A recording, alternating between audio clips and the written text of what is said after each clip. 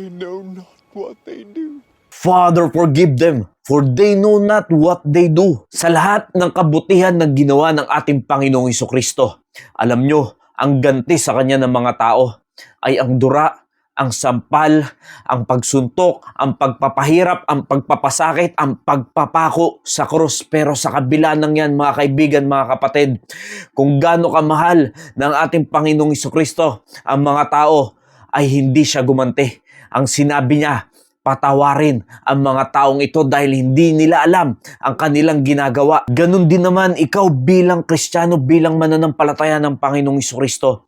Matuto ka magpatawad sa mga nagkasala sa iyo. Dahil paano ka papatawarin ng Diyos Ama kung hindi natin kayang magpatawad sa mga nagkasala sa atin? Dahil sinasabi rin ng Biblia, kung may magkasala sa iyo, hindi lang 7 beses mo sila papatawarin, kundi 70 times 7. Kaya't kung na-offend ka lang sa maliit na bagay, alalahanin mo kung paano pinahirapan at sinaktan ng ating Panginoong Hesukristo, pero pinatawad niya pa rin tayo na mga nagkasala. Remember me when you come into your kingdom. Truly I say to you, today, you will be with me in paradise. Today shalt thou be with me in paradise. Yan ang katiyakan ng kaligtasan, mga kaibigan, mga kapatid. Kung kayo man ay hindi pa sumasampalataya sa ating Panginoong Hesukristo, kung iniisip nyo na wala na kayong pag-asa, nagkakamali kayo. Dahil yan ang ginawa ng ating Panginoong Hesukristo, ang ating kaligtasan, na kahit na ano pang estado mo sa buhay, ikaw man ay naging magnanakaw, pumapatay, nangangalo niya, at kung ano-ano pa ang ginagawa mo sa mundong ito ng kasalanan, ay kayang patawarin yan ng ating Diyos, ng ating Panginoong Hesukristo. Kaya huwag kang mawalan ng pag-asa dahil tulad din ng magnanakaw na yan na nakapako sa krus katabi ng ating Panginoong Hesukristo, ay nagkaroon ng kaligtasan dahil siya ay sumampalataya sa ating Panginoong Hesukristo. Mother, this is your son. John, this is your mother. Woman, behold thy son. Then saith he to the disciple, behold thy mother. Alam niyo yung damdamin ng ating Panginoong Hesukristo na siya ay pagod at hirap na sa krus ng Kalbaryo.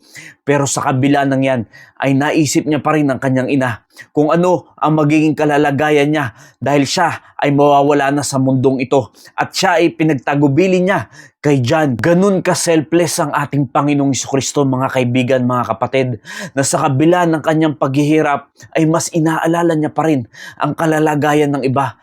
Tulad sa atin bilang mga Kristiyano, dapat din ganyan tayo sa ating mga kapatiran. Sa lahat ng kapatid natin sa pananampalataya, ay magtinginan tayo sa isa't isa. Dapat tayong mag-alalahanan sa isa't isa. Hindi lang ang ating sarili ang dapat nating inaalala, kundi kung ano rin ang kalalagayan ng iba nating mga kapatiran. My God. My God. Why have you forsaken me? My God, why hast thou forsaken me? Dahil nagkatawang tao ang ating Panginoong Hesukristo, siya ay nakakaranas ng hirap, ng sakit, ng uhaw, ng gutom, ng pagod.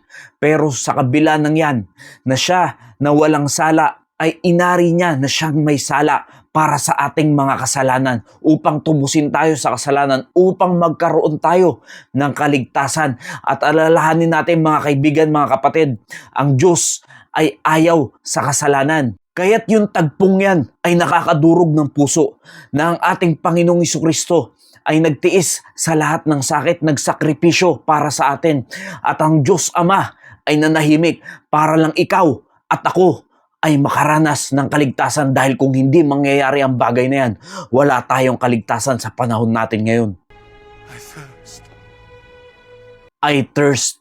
Siyang Diyos na nagkatawang tao na hindi na dapat pang makaranas ng uhaw, ay nauhaw para lang ikaw at ako ay hindi na muling makaranas pa ng uhaw.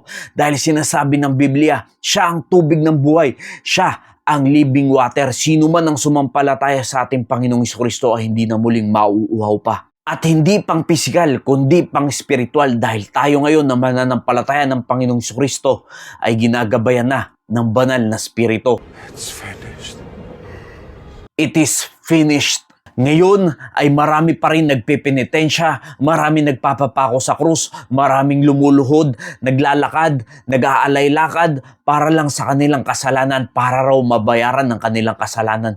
Pero ito ang sinasabi ng ating Panginoong Jesucristo, it is finished, tetelestai, tapos na, bayad na po ang mga kasalanan, binayaran na ng buo ng ating Panginoong Jesucristo. Hindi mo na kailangan dagdagan pa yan, hindi mo na kailangan umambag pa dyan, dahil ang kailangan mo lang gawin ay sumampalataya ka sa ating Panginoong Jesucristo at hindi mo na kailangan gumawa pa ng kung ano-anong tradisyon para lang ikaw ay makaranas ng kapatawaran ng kasalanan at ng kaligtasan. Dahil kung gagawa ka pa rin ng mga ganyang klaseng tradisyon, para mo na rin sinasabi sa ating Panginoong Jesucristo na kulang pa yung ginawa mo, kulang pa yung pagpapahirap sa'yo, kulang pa yung ginawa mong kaligtasan para sa amin, para bayaran ang kasalanan. Pero malinaw na sinabi ng ating Panginoon, it is finished.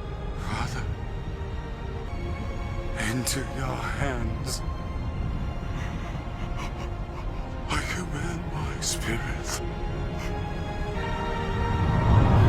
Father, into thy hands I commend my spirit. Hanggang sa huling hininga ng ating Panginoong Jesucristo dito sa lupa, ay nag-submit pa rin siya sa Diyos Ama kung paanong sinabi niya noon na kung ang sarong ito ay pwedeng lumagpas sa akin, ngunit hindi sa aking kalooban, kundi ang iyong kalooban. Ginanap pa rin ng ating Panginoong Jesucristo na sumunod, mag-submit sa Diyos Ama. Ganon din naman tayo bilang mga mananampalataya ng Panginoong Jesucristo. Dapat din tayo mag-submit sa kalooban ng Diyos sa ating buhay. Hindi dapat sa ating sarili tayo laging nasusunod, kundi mas dapat nasusunod ang kalooban ng Diyos sa ating buhay sa kahit anong sitwasyon pa yan. Dapat ka pa rin laging magtitiwala sa plano ng Diyos sa buhay mo at hindi sa sariling dunong mo lamang ikaw mananangan. Kaya't dapat matuto tayong mag-submit at ipaubaya na lang sa kamay ng Diyos ang mga bagay-bagay na mangyayari sa ating buhay. Nawa naging pagpapala po ang mensaheng ito. Maraming salamat po and God bless you all.